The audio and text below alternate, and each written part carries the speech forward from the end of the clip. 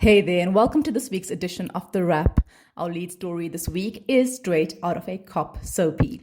Acting Police Minister Firoz Cachalia and National Commissioner Fannie Masemola were at each other's throats over those 121 dockets linked to political killings in KZN. Then they suddenly made up. Their truce calms things at the top, but the real drama is still circling dodgy tender tycoon Cat Matlala, caught making secret prison phone calls like he's auditioning for Prison Break, South African edition. Meanwhile, Aunty Pat, aka Patricia de Lille, is on the ropes in Parliament. Joburg finally reopened Lillian Ngoyi Street, kind of, and the Bok Women smashed their way into history. Abroad, Google's been told to share the internet. Trump is cosplaying an authoritarian strongman, and Cardi B turned a trial into comedy hour. So let's dive into these stories and more in this week's wrap, brought to you by myself, Verashni Pillay, and the Explained.Closer team. First up in your national briefs, Tourism Minister Patricia de Lille is under fire for axing the entire SA Tourism Board.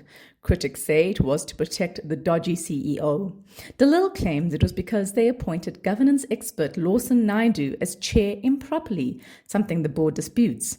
Tuesday saw a fiery parliamentary showdown between Aunty Pat and MPs demanding accountability. She's been defiant, failing to provide documents and daring detractors to go to the cops. Not great for a former anti-corruption crusader. Joburg's Lillian Ngoyi Street, aka Bree, is back, kind of. In 2023, a massive underground gas explosion tore through the CBD. The city dropped more than 200 million rand fixing the 1.8 kilometer stretch, with the project dragging on for over 2 years, doubled the promised timeline thanks to contractor disputes. Despite a grand opening of the newly bricked road, not tar, by Mayor Dada Morero, it's pedestrian only for now. It'll be ready for cars next Friday. We hope. Gayton McKenzie's tweets just aged like milk. The South African Human Rights Commission is dragging the sports minister to the Equality Court over old tweets where he used the K word. The posts from 2011 to 2017 recently resurfaced and sparked fresh outrage. The SAHRC says the language violates the Equality Act, while McKenzie claims his words were twisted and accuses the Commission of bias. No court date's been set yet, but when it lands, expect fireworks. It's official, former underdog Shoprite is now South Africa's top grocer. Checkers 6060 alone brought in nearly 19 billion rand in their last financial year, nearly the entire market value of rivals Pick n Pay and Spar, who are valued at about 20 billion rand each. The annual results released on Tuesday show their popular delivery service makes up 9% of Shoprite's sales. Shoprite first overtook Pick n Pay in revenue last year, thanks to its lean operations and stable leadership, while Raymond Ackerman's once great company has floundered. On Sunday, the Springbok women smashed through history. Their nail-biting 29-24 win over Italy sealed South Africa's first ever Rugby World Cup quarter-final spot. It's also the team's maiden victory against Italy, built on a powerhouse scrum and sheer grit. Players like Asezahele and Libby Jans van Rensburg shone. Their next group game is against France this Sunday. The loser is likely to face reigning champions New Zealand's Black Ferns in the quarterfinals. Moving to your international briefs, on Tuesday, a US judge told Google to quit hogging the internet.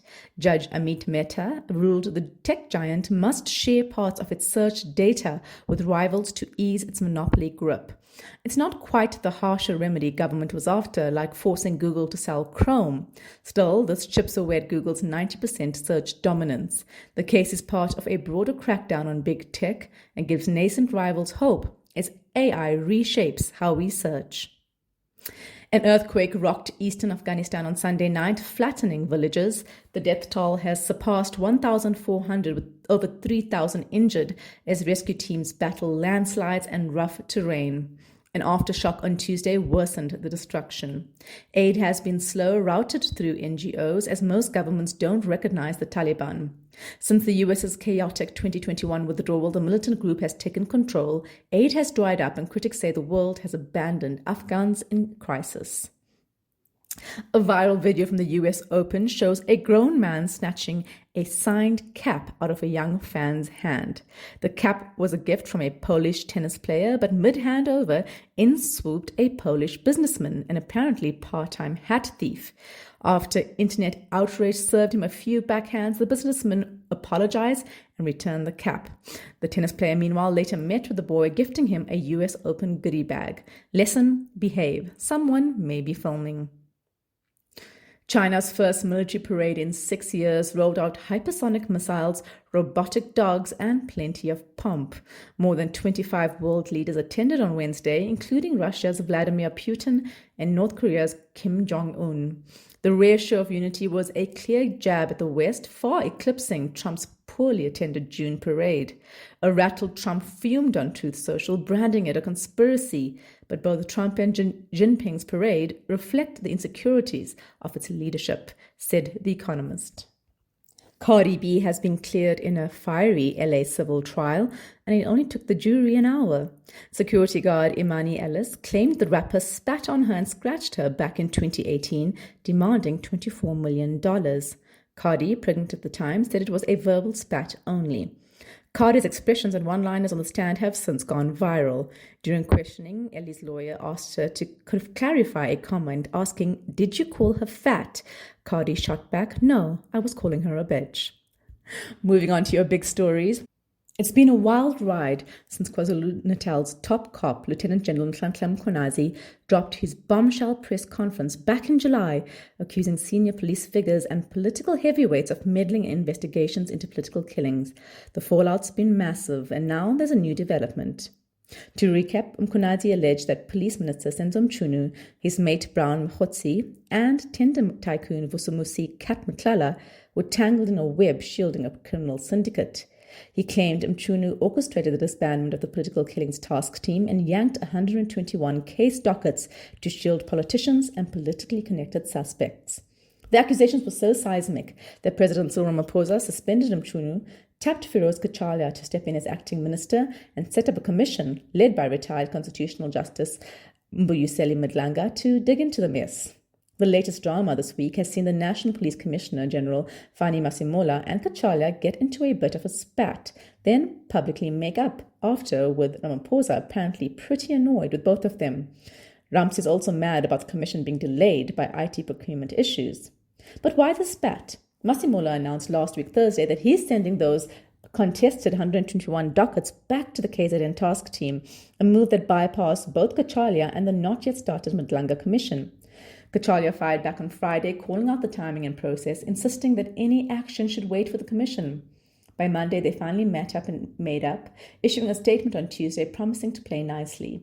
And those 121 documents will be submitted to the commission as soon as they can get their laptops working. But that's not all. Turns out those two dodgy businessmen name-checked by Mkhwanazi back in July were in touch on the day of his briefing, despite one of them being in prison. Court proceedings this week revealed that Mkhotsi tried ringing Matlala, facing charges for a 2023 attempted hit on his ex multiple times on a secret prison phone on the day. Matlala was caught with the phone inside Jose Mampuru prison, still paused on a video of the explosive briefing. The big question, how Mkhotsi knew Matlala's number while he was locked up, adding meat to Mkhwanazi's syndicate claims. For now, Matlala's bail hearing, set for 8th September, keeps the spotlight on this murky duo, while the commission chugs along. We'll just be over here with popcorn. In U.S. news, election interference fears grow as Trump targets opponents. Meddling in elections to stay in power? Targeting political opponents? If this sounds like stuff out of a dictator's playbook, you're right. And it's happening in a democracy where that was once unthinkable, the United States. There's been a series of concerning developments ahead of the country's midterm elections next year, where Trump's Republican Party risks losing control of the U.S. House of Representatives. Firstly, the Justice Department, under Trump's control, has launched an investigation into Act Blue, the big Democratic fundraising platform, while leaving the Republicans' Win Red untouched. Trump has also urged red states like Texas to redraw maps outside of the usual 10-year time frame to create more Republican-friendly House seats. And his administration is demanding detailed voter files from at least 19 states, more than half of which are Democratic or bipartisan controlled. They claim it's to root out ineligible voters, but the Associated Press notes it is a direct use of official presidential power in ways that have no modern precedent. Donald Trump is also doubling down on his plans to deploy the National Guard to opposition strongholds like Chicago, and it's got leaders and legal experts worried over escalating authoritarianism. Quick explainer. The National Guard in America is a unique branch of the US military. It acts as a reserve force.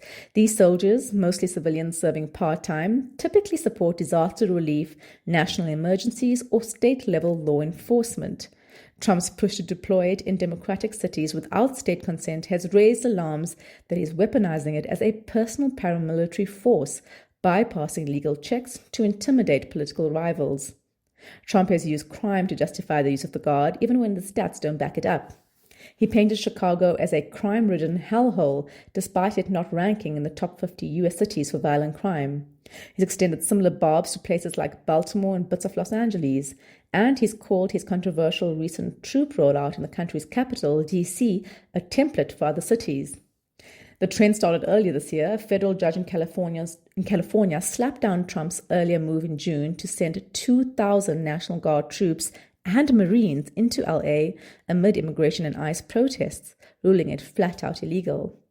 Trump's camp shrugged it off as judicial meddling and promised an appeal while hinting at pushing ahead in spots like New York and San Francisco. Ian Basson, executive director of Protect Democracy, warns these are actions you see in authoritarian states, adding that Trump will, quote, use every measure and try every tactic to stay in power, regardless of the outcome of an election, close quote. Yikes. Finally, South Africans are used to laughing at politics. Sometimes it's the only way to survive it. But the Hawks and now suspended Police Minister Senzo Mchunu clearly didn't get the joke. Last week, News 24 reported the elite crime-fighting unit had raided the Cape Town home of TikTok satirist Anton Taylor back in June. The raid was in response to charges laid by then Police Minister Senzo Mchunu over a video published in March that poked fun at the minister. Yes, you read that right. One of the country's top crime-fighting units meant to chase down drug lords, gang bosses, and corrupt politicians was dispatched to track down a comedian.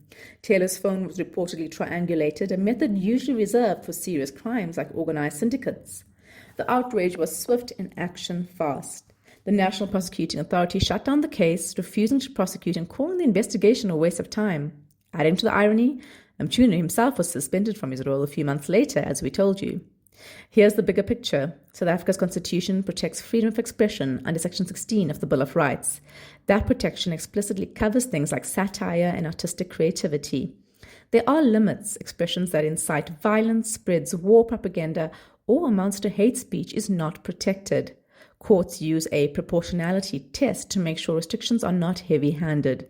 But satire about a politician's ego, that doesn't even come close. To understand the difference, look at another case we told you about last week. Julius Malema was found guilty of hate speech by the Equality Court. At a 2022 rally, he told supporters, "You must never be scared to kill." Words, the court ruled, were a clear incitement to harm. That's the kind of dangerous rhetoric the law was designed to curb. Taylor's skits, by contrast, might bruise a politician's ego, but they don't call for violence or hatred. Thankfully, the principles of our Constitution held firm. And that's something worth celebrating. In many countries, mocking a leader is a jailable offense. Here in South Africa, we call our president Cupcake, a nickname born from a scandal, sure, but now worn with an almost affectionate national shrug. South Africans have always used humor to process pain, to call out injustice, and to hold power to account. It's more than just comic relief, it's democracy in action, and long may it be protected. That's it from us at The Wrap. We look forward to seeing you next week.